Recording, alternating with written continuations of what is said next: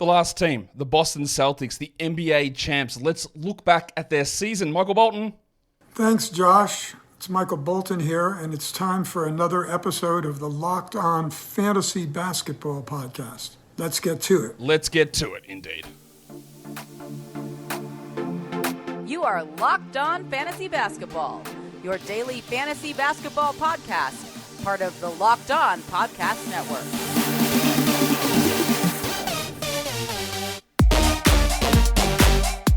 Hello and welcome to the Locked On Fantasy Basketball Podcast, brought to you by Basketball Monster. My name is Josh Lloyd, and you can now call me the Hock Tour Guy.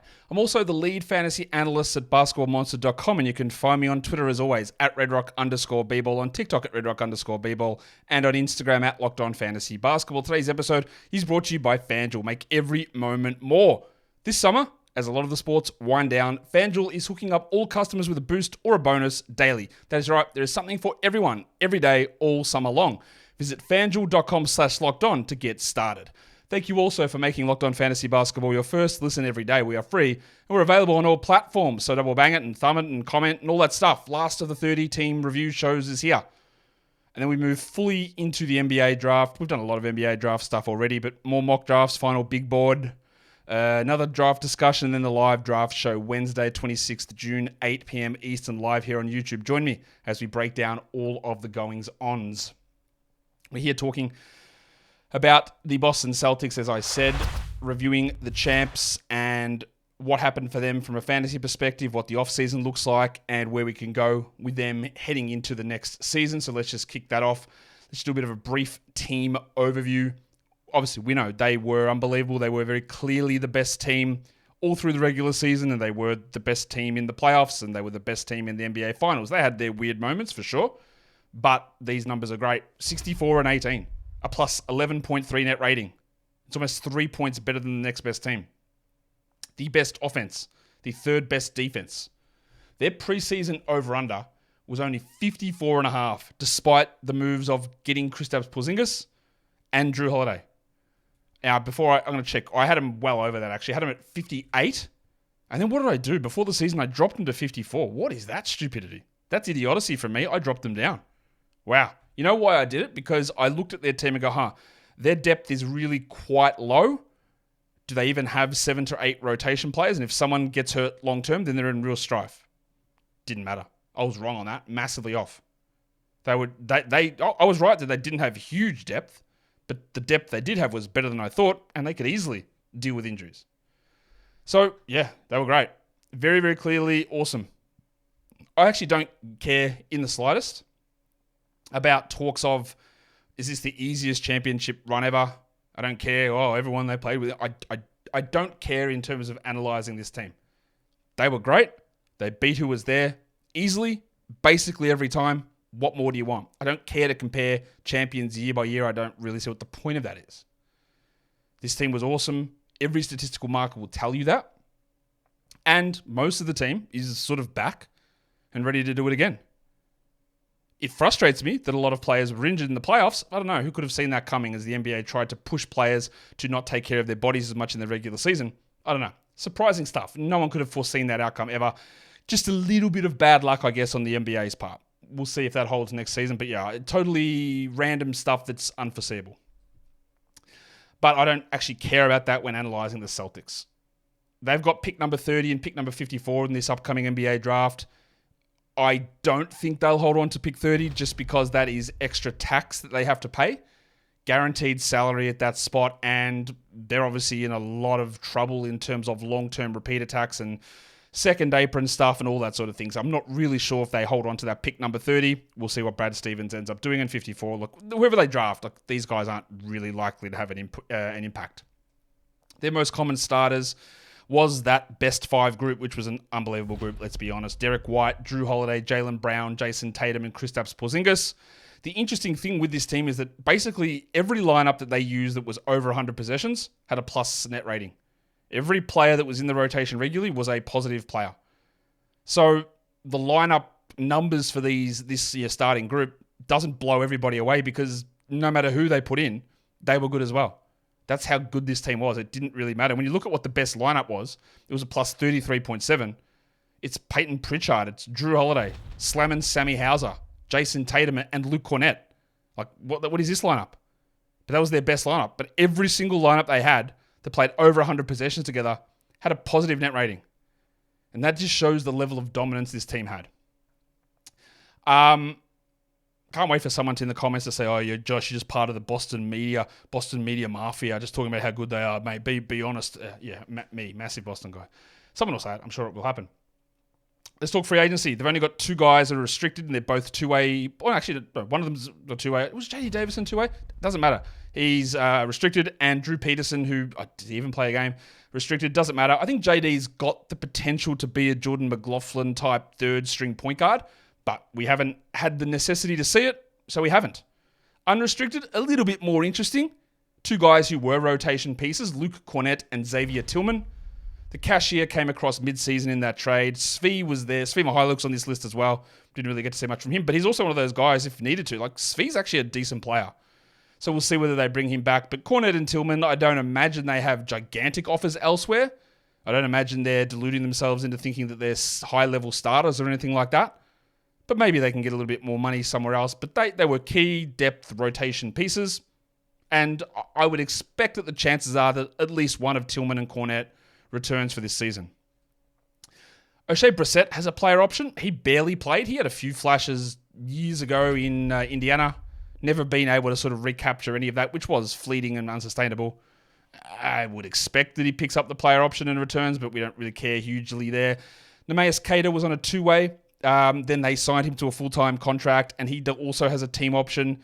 Yeah, I thought he looked okay, but like, you got Horford, you got Porzingis, you've got Tillman, you've got Cornett. Where does Queta fit in? Do you need him just because of Horford and Porzingis' injuries and age? Maybe. And the other one is Sam Hauser, and they are picking up that team option as $2 million. There's zero question about that. We don't have to worry about any doubts about what is going to be happening with Sam Hauser.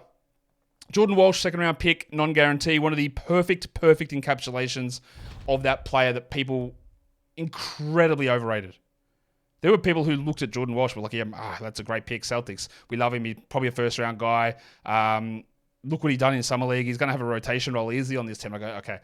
You need to always, especially with Summer League, and we're going to be talking Summer League soon because I'm going to be over there, but context is super important. When you're on a team with nobody there, you are the only player with roster equity, which is what Walsh was, you're going to be given the opportunity to do more. And he was okay in that role, but he just never touched the court. And again, no real reason that he's going to touch the court moving forward this season.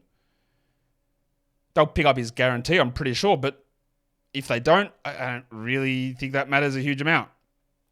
In terms of expiring deals, this is where things get a little bit more interesting because Derrick White and Al Horford are going to be playing on the final year of their contract. Now, this probably would be it for Al Horford. It's retirement time, I would guess, after the 24-25 season. Derrick White is definitely in the extension zone. He can get extended this offseason, and I think that he will. They've got full bird rights on him. I think he'll get extended. And the other one is going to be Jayson Tatum, who can also be an unrestricted free agent after next season. He is full Supermax eligible. I expect that he's got that player option that can make him a free agent after this season. I'd expect there will be part of that where he declines that player option in advance and they extend him to the full, $300 million 5-year deal to be the richest contract in NBA history, taking over from his teammate Jaylen Brown. I think it's like 315 or something like that, and he's going to be $72 million player option in the final year. That would be my guess. The other one there is Jaden Springer, who after this season will be playing his final year, then heading into restricted free agency. After that, we'll talk about him a little bit later on, but yeah, losing him I wouldn't have thought would cause, again, massive issues for this team that's so good. Now, they are going to be in a spot where there's a reckoning at some point with money, aging of players, contracts, and things of them needing to retool, rebuild, whatever. But it's not coming this season. Today's episode is brought to you by eBay Motors. Passion, drive, and patience. This is the formula for winning championships. It's also what keeps your ride or die alive. eBay Motors has everything that you need to maintain your vehicle and level it up to peak performance. Superchargers, roof racks, exhaust kits, LED headlights, and more. Whether you're into speed, power, or style, eBay Motors has you covered. With over 122 million parts for your number one ride or die, you will always find exactly what you're looking for. And with eBay Guaranteed Fit, your part is guaranteed to fit your ride every time or your money back. Because with eBay Motors, you're burning rubber and not cash. In fact, eBay Motors, let's ride. So, get what you need for your car. I don't know anything about my car. I don't know. I know what it is, but I don't know the parts that I need. So guaranteed fit is awesome. Because if I was buying a part for my car, I could go on there, tell you what the make and model is. They would tell me the parts that are available. And if I got it wrong, well, I wouldn't be out of luck. I'd just say, eBay, thank you for your guaranteed fit policy, because now I can send it back and we're all good. eBay guaranteed fit is eligible items only. Exclusions apply. And it's only available to US customers. So I guess I'm out of luck. But you guys, you're all there. Okay, so let's talk about the starting group. I'm going to talk about the 6 main guys who sort of moved. They had a clear starting 5, but Al Horford started 51% of his games this season, missed out from being 6-man eligible by 1 or 2 games. So there's 6 guys that we're going to talk about there. So let's talk about Jayson Tatum, who was a player who in previous seasons I think has been incredibly overvalued in fantasy. People would consider him top 2, top 3. The man never misses time. Yeah, he's just great consistency across the board. And I would be always like, no, I'm not interested in that at all. I'd take him at 10, 11, 12. And then me, the idiot, this year was like, okay, yes, I know that Porzingis is there, but I think Tatum still maintains a really strong value. I feel more confident in him being solid at that area. I like their schedule. I would actually take Tatum top 5, top 6.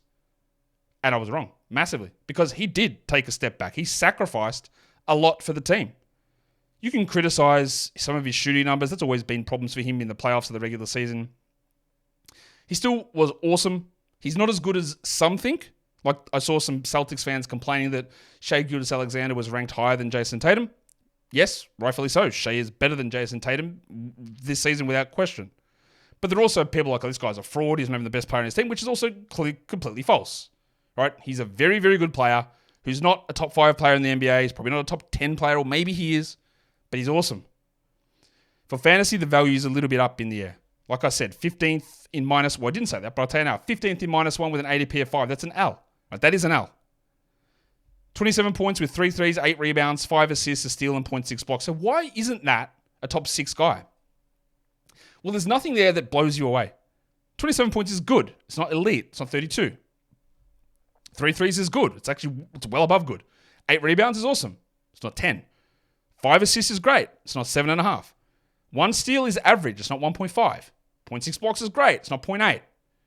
47 from the field is average, below average. 83 is fine. It's not 89.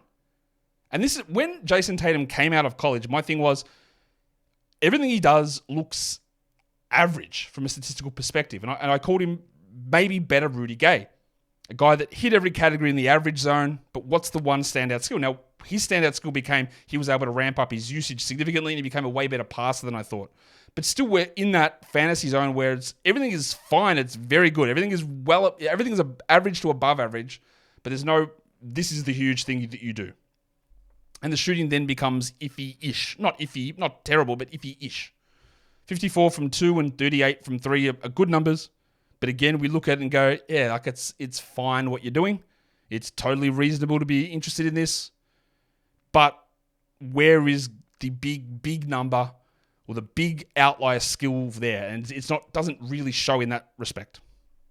There's always the idea with Tatum that he could do more, like take more threes, less long twos, be better at defensive stats or whatever. There's always this thing, maybe he's better there. Maybe that's where some of the criticism comes from. It is hard to get too critical though.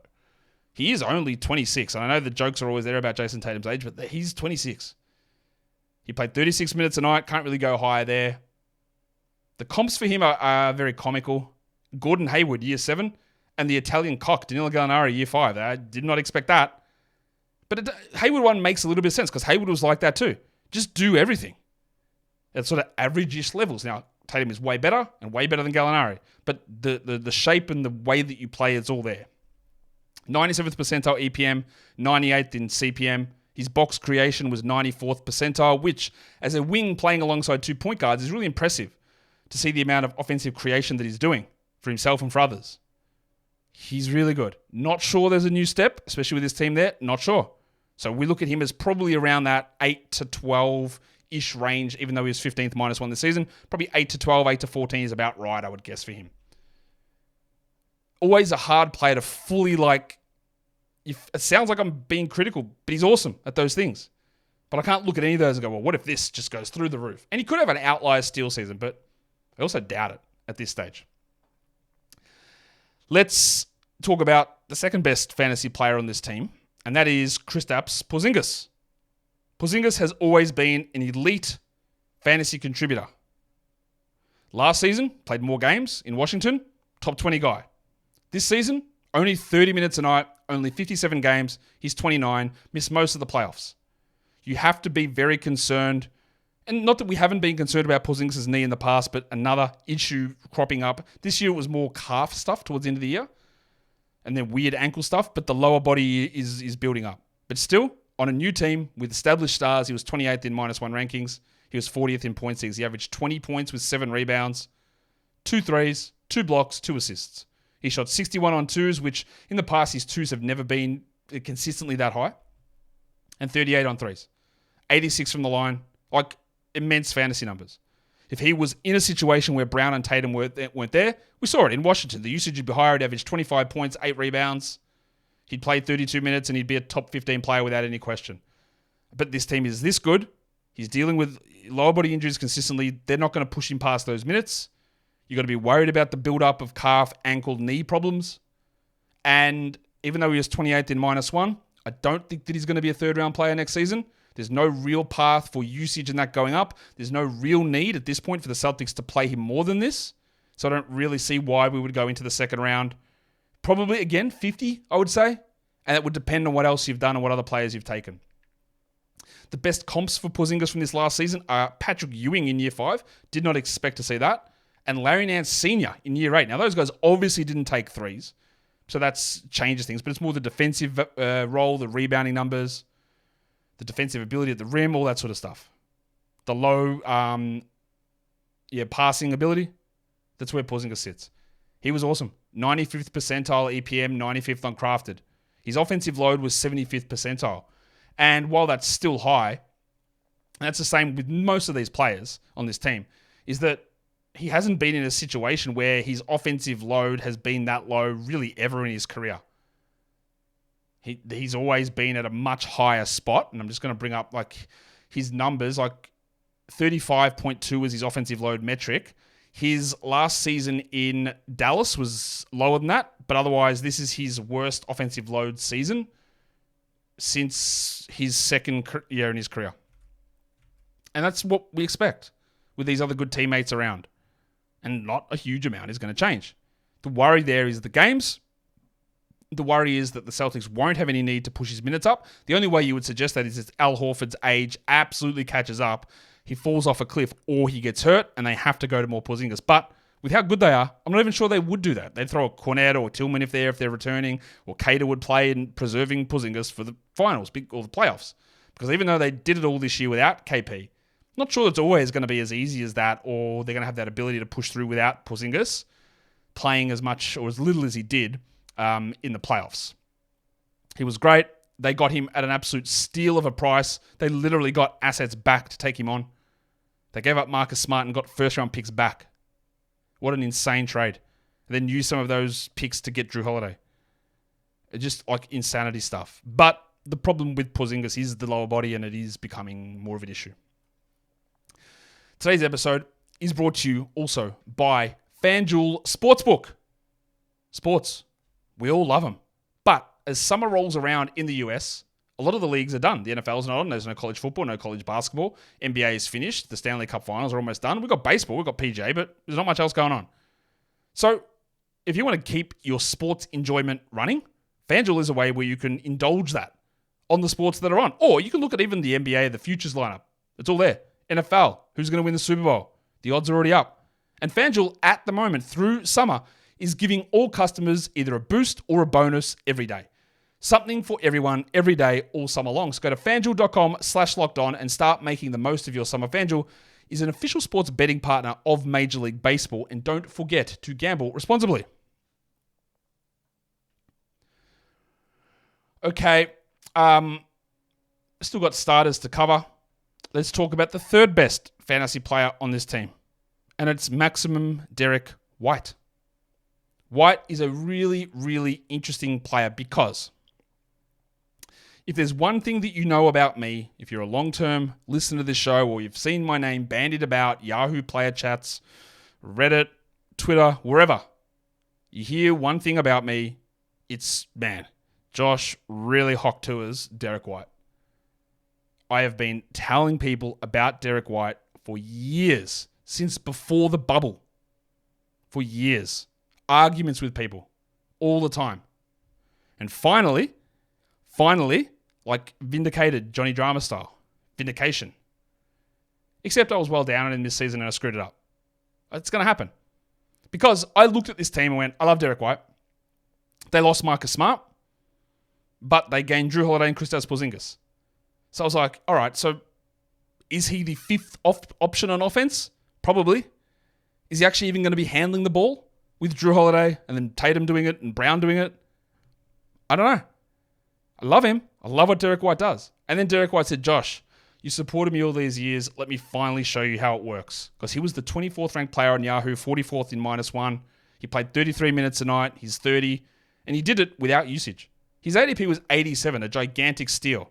Now, if people look at that 24 Yahoo rank, there is a gigantic risk that people take him in round 2, which is a disaster, I think.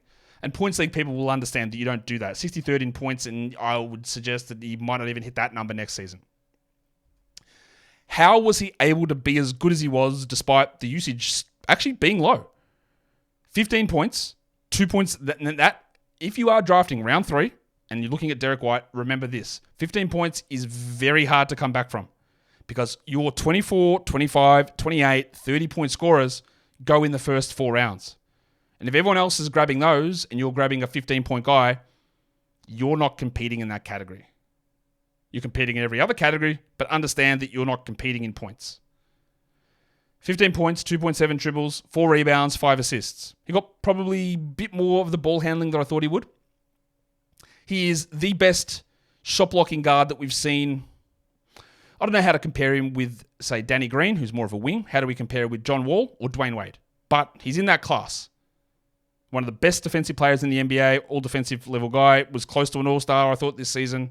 Steal, 1.2 blocks, 46 and 90. He's turned into an elite shooter, and somehow he's also stayed healthy, which in previous parts of his career was not able to do. So I would say almost now the fact that he's stayed healthy for a few more years leaves me to be a little bit more worried about something happening moving forward. He shot 56 on his 2s and 40 on his 3s. He's turned into a knockdown, deadly shooter, an elite defending guard, a strong passer, and a guy that at times was this team's second best player. Not every game, but at times. His player comps, though, are, what is this? Michael Cooper, year 9. George Hill, year 7. I mean, George Hill was pretty good at that time, but yeah, they're weird comps. EPM, 95th percentile. Crafted, 97th. Graded out the second best Celtic for EPM. These are, again, insane numbers. His box creation is probably the thing that I got wrong here. Well, not got wrong, because I didn't project out a box creation, but I could have, because we have all the numbers for it, so I don't actually go through and project that, but I could have done it. I just did not expect, with Porzingis arriving, with Holiday replacing Marcus Smart, that Derrick White would establish himself as a better player. His box creation went up to 6.3, which was the best number of his entire career. His previous best had been in 2022 when he's at 5.6. Not what I saw coming. I didn't think getting those guys there that more of the offense would be turned over into the hands of Derrick White. Didn't think there was any chance of that happening. 83rd percentile is a big number. But he did, and that's where I got it wrong. The worry you're going to have is usage and scoring for White. If he's not a 1.2 blocks guy, if he's a 0.9 blocks guy, then where does he sit? Is he now 60th? Just as much as, again, I'll preach a level of caution. As much as I love Derrick White, you will not find someone who was on the screaming about Derrick White more than me, ever. Often I'll say you'll never find someone more who works harder. Not to say that I'm the hardest worker or who does this better. You never find, I'll often say that because I will work as hard as I can and try to always be at that top. But I'm almost certain you will never find anyone that was higher than me. Not that I was, or not even that, like I was the most vocal person about Derrick White almost anywhere in media. And then it finally breaks out and then I'm off him. Oh, well, what are you going to do? What are you going to do? Anyway, Derrick, sorry, love you. Let's talk about the player that was the fourth best player on this team, fantasy-wise, and that is Jaylen Brown, who rightfully, I think, won Finals MVP. I think there's plenty of arguments you could have made for Tatum and for Holiday and anyone. Honestly, like, whatever. I don't actually care that much about that. Again, I don't think anyone should. But his playoffs were really strong. But his regular season was, like, from a fantasy point of view, kind of mid. Not bad, but kind of mid. He's 28. He played 33 minutes a night, 70 games. 55th in -1 rankings, 70th on Yahoo, 45th in points. His ADP was 36. So honestly, that's actually a pretty big L. That's like 20 spots back. He dropped off in some of his usage. He only averaged 23 points. And like Tatum, he's one of those guys where it's like he does everything at an average level, worse than Tatum, but then he's a worse shooter. And that brings he's always been a much worse category league player than people expect him to be. 23 points, 5.5 rebounds, 3.6 assists. Fine. 2.1 threes only. That's not that big. 1.2 steals. Whatever. 50 from the field. Yeah, that's actually pretty good. But 70 from the line? He hit 35% from 3, 57 from 2. Like, these are totally mediocre-ish numbers. For as good as he is as a player, there's still issues in those numbers. The best comp for him was amazingly Dominique Wilkins in year 6, and then Terry Cummins in year 7. But, like, his advanced stats were worse than Derrick White and Kristaps. He was 92nd percentile EPM. He was 90th in crafted. There were plenty of times this season where he was the 4th best player on this team, and obviously he was the 4th best player fantasy-wise. His shooting quality, a metric on crafted NBA that measures how good of a shooter you are, 50th percentile. That's really bad. And you can tell, like, doesn't hit free throws, not a good three-point guy, not an elite finisher, but still gets stuff done at a great level, but consistently overrated. And I think, I say overrated for fantasy because, like, he went in the 3rd round. And will the Finals MVP put him back into that area? Well, if so, actually, I don't want anything to do with it. Even though he's right hitting his peak. Because what changes here? Usage? Probably not. You're banking on an improvement in 3-point percentage and free throws, which might happen, but I guess the one thing I say is I doubt it gets worse. But otherwise, like, this is who he is. Always an overrated category league fantasy guy. And I wonder if the Finals MVP will change that, even make it worse. Jrue Holiday. We were down on Jrue because of him joining this situation, but like, he suffered a huge drop-off. He's 34, Jrue Holiday. He signed the extension. 69 games played, 33 minutes. Now, there is a lot of misinformation about Jrue Holiday. Well, no, it's not misinformation. But there's like people go, man, I can't believe the Bucks would just give Jrue Holiday to the Celtics. They didn't. That's not what happened. They traded Jrue Holiday to the Portland Trail Blazers to get Damian Lillard. Right? Yes, you could have thought that maybe Jrue would end up on a contender, but you didn't know that that Jrue would end up in Boston. You didn't know that because, again, it's would you think that would have been the package that would have worked? I don't think that we thought that. And when Jrue ended up in Boston, I think the general idea was, wow, that's a surprise. So Milwaukee didn't do that. It's also worth remembering that Jrue Holiday was actually pretty bad for 2 years in a row in the playoffs. The shooting numbers were horrible. Jrue Holiday is an elite defender. He's an elite player. He's a very good player. Really good. But I think we also need to not kid ourselves that Jrue Holiday is sitting at this all-NBA level all the way through, and I can't believe the Bucks would just give up on him for some bum named Damian Lillard, which is how people have viewed these moves. There are people who are like, man, Milwaukee, wait, what? You can't tell me that that Lillard had a better season than Jrue. Yeah, I can actually. Lillard was way better. He is a way better player. Jrue fits into this role as the 5th offensive guy, good defensive player for sure. But if he shot like he did the last 2 years in Milwaukee, we wouldn't even be touching this conversation. So there's a definite inflation of Jrue's value at the moment. Love him. Again, I hate being the guy that makes you think I don't like the player. I think he's awesome. But let's be absolutely, as the internet abbreviation would suggest, BFFR. He's not as good as Damian Lillard. Like, let's be serious here. He averaged 12 points a game, 5 rebounds, almost 5 assists with 0.9 steals and 0.8 blocks. He was 80th in -1 rankings and 88th on points leagues. His ADP was 43. It didn't really change from where it was in Milwaukee. And I think I had him at 65 or 70. So I was below ADP, which is what it needed to be, but still not as bad as what he ended up. And he did that while shooting 43% from three, which I don't think we can bank on. What we could bank on is the steals improving because he was at 0.9. He's had 2 steals a game in previous years. But the usage is incredibly low. And I'm not sure that changes. And that I don't know that I trust Jrue Holiday as a 43% shooter. In fact, I'm pretty sure I don't. So there's some iffiness there. Like, I'm not touching him in the 50s. Probably not in the 60s. He's also 34. Played 33 games. The best comps for him, Brent Barry, year 11. That's Brent Barry in San Antonio. And year 10 of Dan Marley. That's when he was in Miami. Jrue was awesome. 85th percentile EPM, 89th in CPM.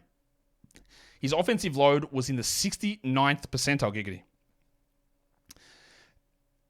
The actual offensive load number is 32.2. The previous season, 50.8. I don't think we really ever see loads dropping, giggity, by that much in a single season. His previous worst offensive load season, Jrue Holiday, was his rookie year as an 18-year-old in Philadelphia, where he was at 35.1. So he was lower than that this season. And that's partly why I think the ADP was off, or why even I was off without we predicted him, or even how I mispredicted Derrick White, is because I didn't think that Jrue Holiday would just be a non-existent factor offensively, which he was. But now we've seen it, I don't really think there's any reason to expect that it changes massively next season. Let's talk about the last starter on this team, and that is Al Horford, who again started half of his games. Basically, anytime someone was out, there were a couple of moments where they'd put Hauser in there or Pritchard in there, but usually their lineup had so much flexibility that if Porzingis was out, Horford would start. If Tatum was out, Horford could start next to Porzingis. If Brown was out, you could move Tatum down to the 3, and then Horford and Porzingis could start. If White was out, Holiday could move down, JB plays the 2, Tatum the 3. They moved away a little bit from that towards the end to get some more Pritchard and Hauser opportunities, but basically Horford could slide in for anybody. He's 38. He played 65 games and 27 minutes a night. He finished 118th in -1, 99th on Yahoo, 143rd in points leagues with an ADP of 128. I still don't think I would draft him. Yeah, he played 65 games. He started, I think, 33 or 34 of those games. But realistically, the only games that we got fantasy usefulness from him were the games that he started. When coming off the bench, playing 22 minutes, not worth it. So, the question then becomes, how is your league set up? I think if we're in a points league scenario, we just say, we're not interested here. But him as a starter in a category league was a rosterable player. But what do we do with a guy like that where in the games that he's not starting, I don't want to use him in fantasy? How does that have to be set up? Games caps? Larger benches?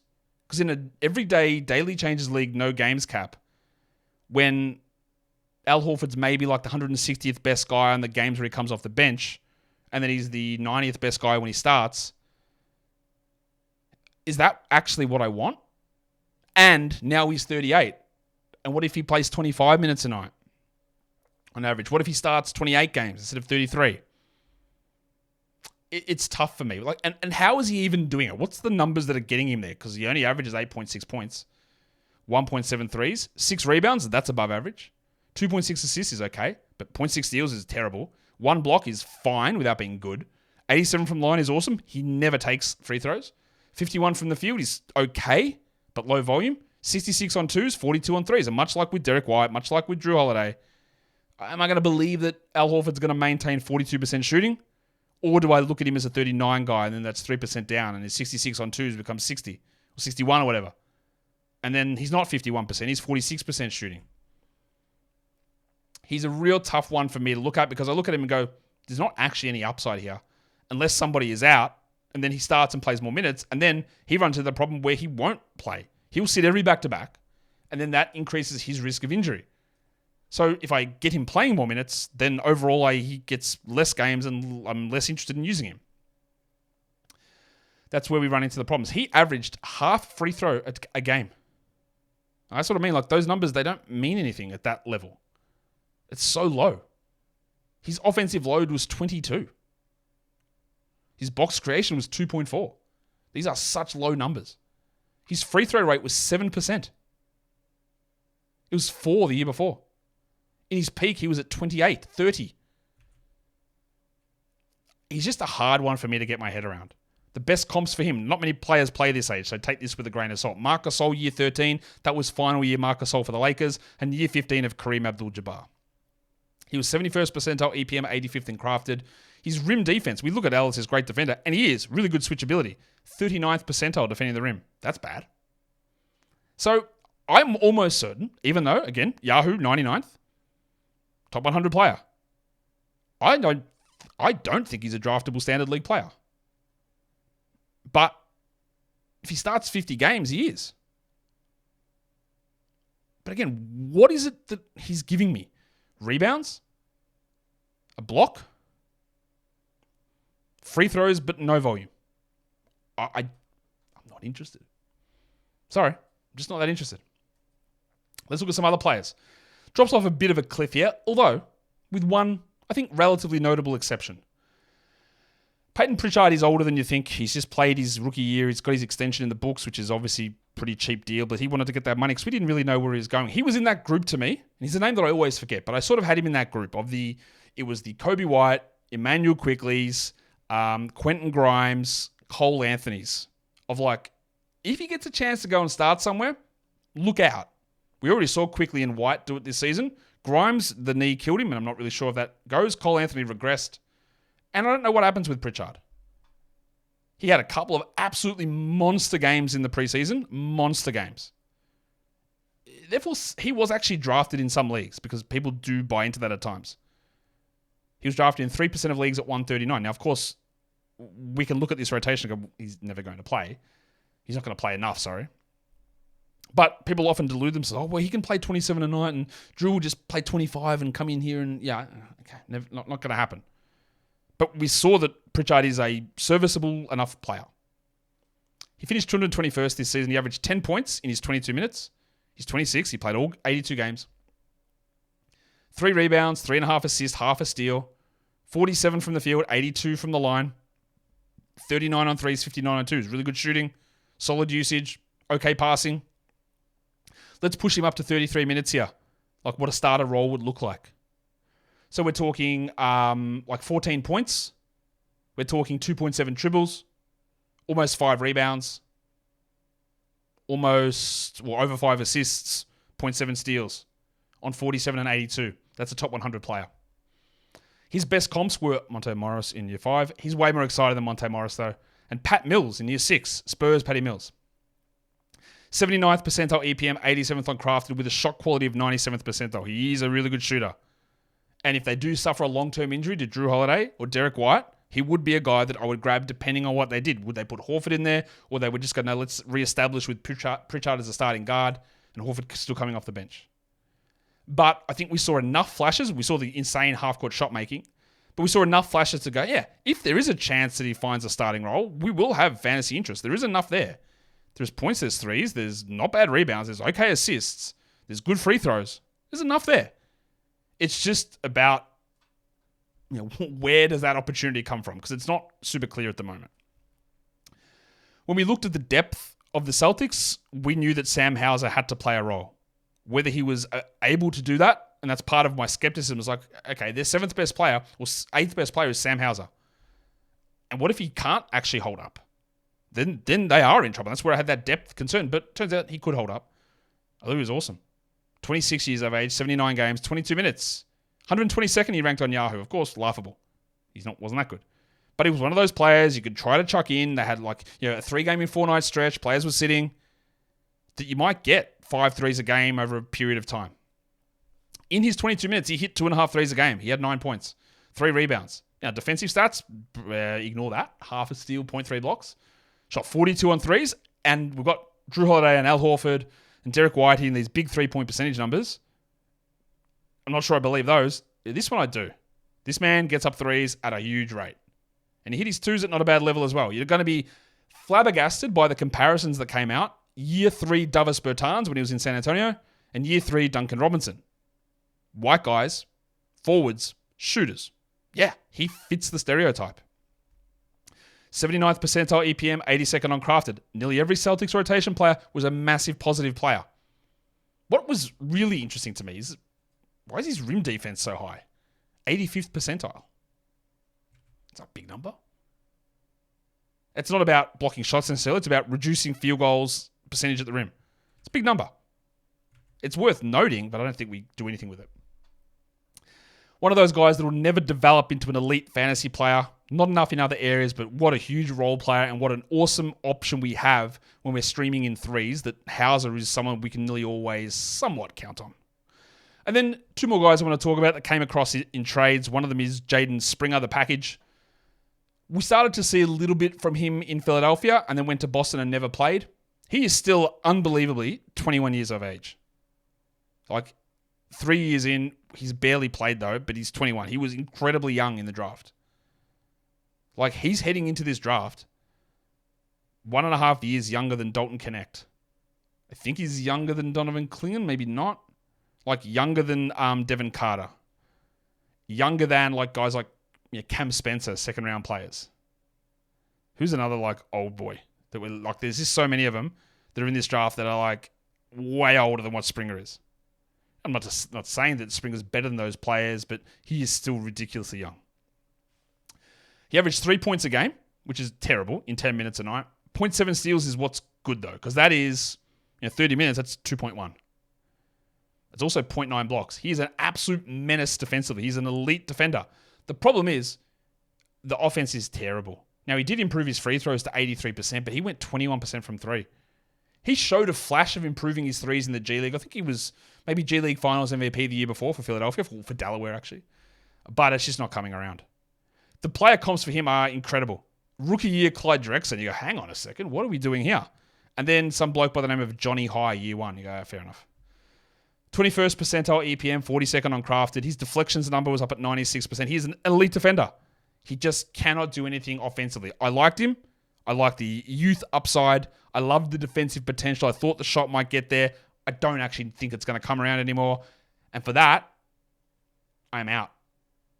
Maybe it breaks out at some point. I'm done with it. If I'm in Dynasty, I'm out now. 3 years. We've seen a couple of chances. Not happening. Done. I'm out. Sorry to you, Jaden. I think you're still a really good defender. But man, the other stuff is just so far away. I know you're only 21 and a half, but it hasn't moved in the direction that it needs to. And that brings us to the cashier, Xavier Tillman. Tillman, in the previous playoffs, when he was for Memphis, I thought played really well. Steven Adams was hurt, defended Anthony Davis really well, looked solid enough. Adams goes down basically at the eve of the season. Tillman was going to start the year. I drafted Tillman and I grabbed him in free agency last round wherever I could because they didn't have other options. And to say that I was disappointed is an understatement. Disappointed for a number of reasons. A, disappointed in the way Xavier Tillman played. How can he not shoot ever? Like the shot, he couldn't hit twos. He couldn't hit free throws. He couldn't hit anything. Disappointed in the minutes that Taylor Jenkins gave him. And disappointed in the fact that he played like 2 games, he had a mystery knee injury, and then that basically just wiped out the season for him. He still shows some flashes. But 252nd in -1, he played 18 minutes a night despite being a starter for most of those 54 games. Or at least in the position to be a starter for those games. He averaged 5 points with 4 rebounds. He had 0.9 steals in 18 minutes as a center. He had 0.8 blocks, which is a pretty good number. Let's bring this to 27 minutes. Let's get the 50% up a full starter's load. It's only 8 points. It's only 0.6 threes, but it's 6 rebounds. It's about 2 assists, but it's 1.4 steals. It's like 1.3 blocks. But the man is a center and shot 43% from the field. He shot 44% from the line. But that's not who he has ever been. He shot 25% on threes and 51 on twos. He just couldn't hit any shot anywhere. One of the biggest drop-offs, I think, in that sort of production that I can really remember in any season. So I was like, all right, field goal guy. Okay, rebounds, really good steals as a big man. 28, 27 minutes a night while Adams is out. He'll give me back-end numbers. It'll be good. He's an underrated passer. And then the man just said, Josh, don't you know, I don't shoot ever. I've got no idea how to do it. I can't do it. I've forgotten how to do it. His field goals went from 61 to 43. Excuse me? He was a 64% free throw guy his first 2 seasons. He shot 44 this year. Like, why? I don't know. How did that happen? He is a true shooting in the 7th percentile as a center. How? Darko Milicic year 7 and PJ Brown year 2 were the comps. 59th percentile EPM, 71st on crafted, and his regularized, I hate that fucking word, adjusted turnover percentage, 100th percentile.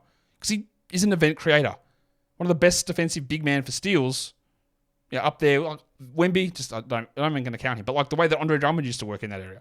He's awesome at it. Not a great rim protector, but not bad. But man, that shooting drop off, it killed me. But he could easily have 60% shooting and be an awesome backup next season again. But this was the chance for him to establish himself. And honestly, his knee didn't allow him to, and he also blew it himself. Unfortunately, that is the end of the show, so I'm going to go blow it myself as well. The Celtics are your NBA champs, and that puts basically a pin in the 23-24 NBA season. The draft is 3 or 4 days away. Mock draft, final one. Big board, final one. Final draft discussion with a draft analyst. And then the draft itself, and then we go to break on down the draft, then we talk free agency. And then we get into Summer League previews, and then I'm away at Summer League, where I'll have some pre-recorded stuff and then do the Summer League shows when I return, instead of taking the whole studio with me. Guys, don't forget, I want your thumbs. Please give them on the up one, though, and then comment, bell, subscribe, audio, blah, blah, blah. Guys, we're done here. I hope you enjoyed the series of season recaps. We are done. Thank you so much for listening, everyone. See ya.